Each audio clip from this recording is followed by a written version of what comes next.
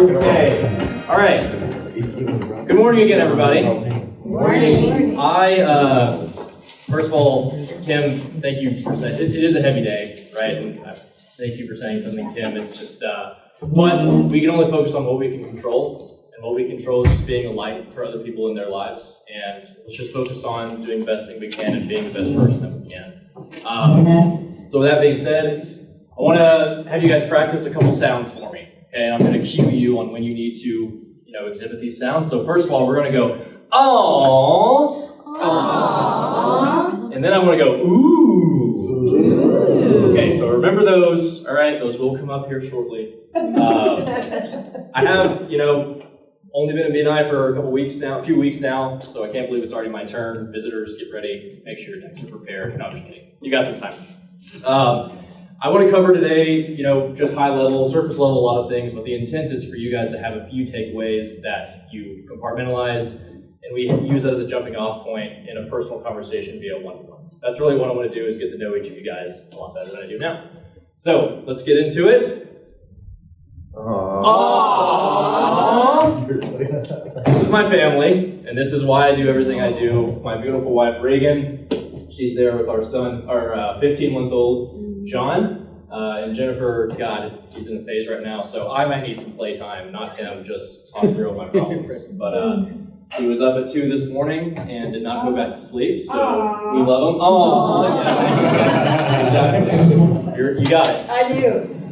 We've got 2 dogs, Honey and Rusty. One is an anxious storm tracker. She lets us know when it rains, and Rusty can watch TV anytime there's animals on the screen. So he is very intense. I love to golf, so Jennifer, let's talk. Ooh. All right, I didn't think about that one. I love anything sports related though.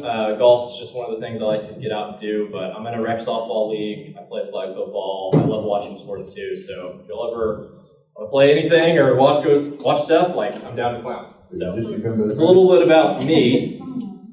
I want to give you guys a quick background on how I got to where I am today, because it was not a linear path at all. So I got a degree in finance at UT with the Horns, and joined right into the soul-crushing world of corporate life, doing commercial real estate and also private credit. I know, Robert, I'm seeing your work over there, so get a little squirmy over there now that we're in the SEC, so you'll be okay. So in my early career, I did all sorts of transactions. So real estate, private credit, it's a very fast-paced environment, worked a ton, but really had great experience and learned a lot in the institutional deal-making transaction world. I'll never forget it though, it was the Saturday before Christmas. I was in the office coming up on my 85th work hour of that week. It was 3 o'clock in the afternoon, and on my second cup of coffee, I burnt the ever-living crap out of my tongue, slammed my drink down, had a full temper tantrum in the office because I was alone by myself, and I realized I can't do this forever. I'm working as hard as I can, but I'm working for someone else's bottom line. I want to work towards my own bottom line. So that's when I started looking at buying other businesses and becoming an owner. So through Transworld, I actually bought a small business based in Dallas. It's called Uptown Frame. I still own it today. I actually have props for things that we can do. I did that for Doug just the other day. All right, what was the other sound? Ooh. So we do anything, really. Anything that can fit through the door, we can frame.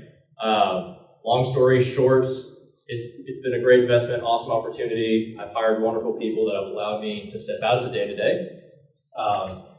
Got back in front of the broker who sold me the frame shop and actually ended up getting recruited to join Transworld. And I tell you this story because I think it's important. I'm able to bridge my past experience with the small business world that I'm in today.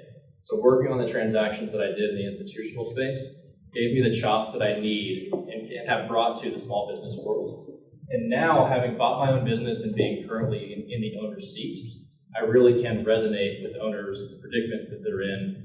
And importantly, what makes a business marketable, right? What do buyers look for? Having gone through that process of my own search, I really have a very good idea of what people's parameters are and how owners can best position themselves to sell when they are ready, right? And we'll talk about that here in a little bit, but that's why it was kind of a nice fit going into Transworld, having that experience, being an owner currently, and leveraging my past experiences, and it's been awesome. So that happened earlier in 2025.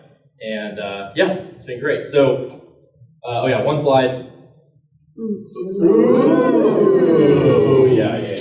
Thank you. So we can frame anything.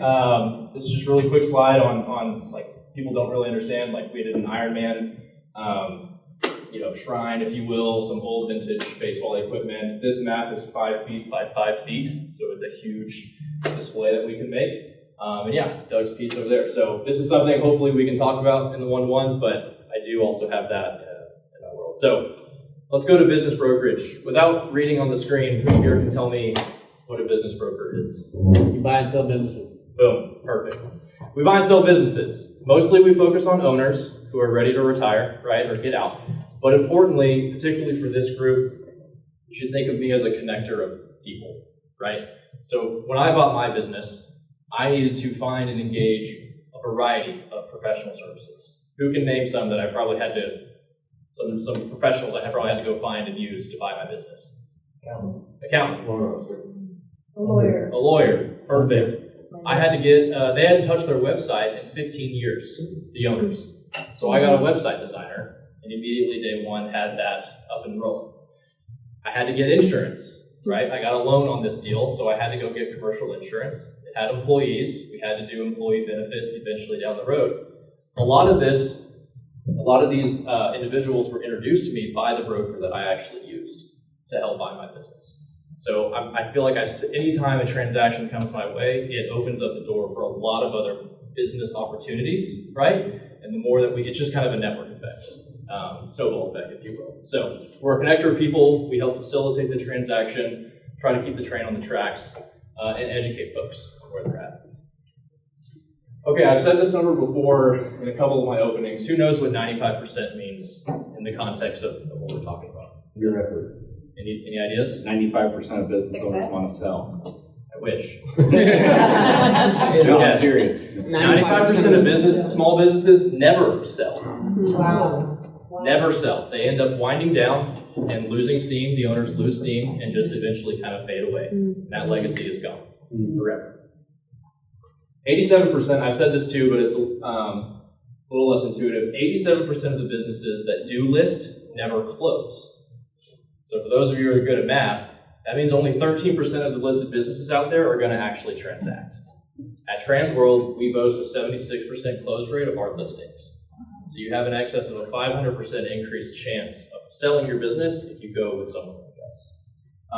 These two stats are my real competition. I don't even care about other brokerages out there. My real problem is getting these numbers to look better, and that takes education. Right? A lot of owners don't know what their options are. They don't know what their business is worth. And they think, oh yeah, I'll be able to sell it one day. But there is a lot of work that goes into it. And that's another topic for another day that we can all discuss. So getting into what are some reasons that people sell. So quick poll, has anyone here sold a business? Or bought a business? Or know someone who has bought or sold a business? Okay. Any reasons that y'all can think of today of why they sold or why that buyer ended up being in front of the seller? Retirement. Stress. Reasons for, what was it? Stress. Yep. Family issues. Family issues, exactly. So a lot of those are on here. So burnout, that's a big one that leads to people wanting to retire. Other opportunities coming up, downturns in the industry they're in. Y'all remember when the tariff news first started hitting the rails? Had a lot of importers giving us a call because they were tired of just everything. They had gone through COVID, they'd gone through inflation, they couldn't hire anyone, and now this, screw that, right? They were ready to throw their hands up. And they've taken it as far as they can. That was the case for my owners, actually. They had owned that frame shop for 25 years, had done a very consistent level of sales for the last 5. And we've come in and be able to revamp the business kind of like we told them we would at the outset. So those are some reasons for selling. I'm not even going to get into this. This alone takes 10 to 15 minutes to really talk through in our seller meetings. But I just want to illustrate, this is the process that we take all of our deals on, and this is why we earn our fee at the end of the day. It takes a lot to sell a business, and each one of these steps has to be done well. Because the most important thing about a process is managing expectations, right? If the owner thinks their business is worth $5 million, but it's worth $1 million, that is doomed for success or for failure right at the outset. Right? If you do not manage expectations and set very clear boundaries of what this transaction will look like, and that's happening in all of these steps. That's why it's so important to have a broker in this important process. Okay, last slide, promise. So my asks, please set up a one-on-one with me. I will also be reaching out, but we only did surface level for a lot of stuff, so I really want to dive into other things you have questions on and also learn about your businesses in tandem. Build rapport with your owners. This is a very relationship-driven business, right? People want to do business with their friends.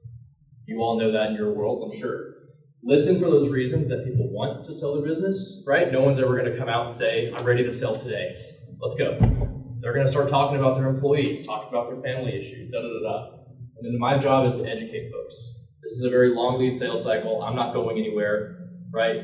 People need to be educated on what their business is worth, what that process looks like, and it takes time, right? Nothing about this is quick, so I'm here to educate and be a resource for folks. And with that, I thank you all for your time. Right.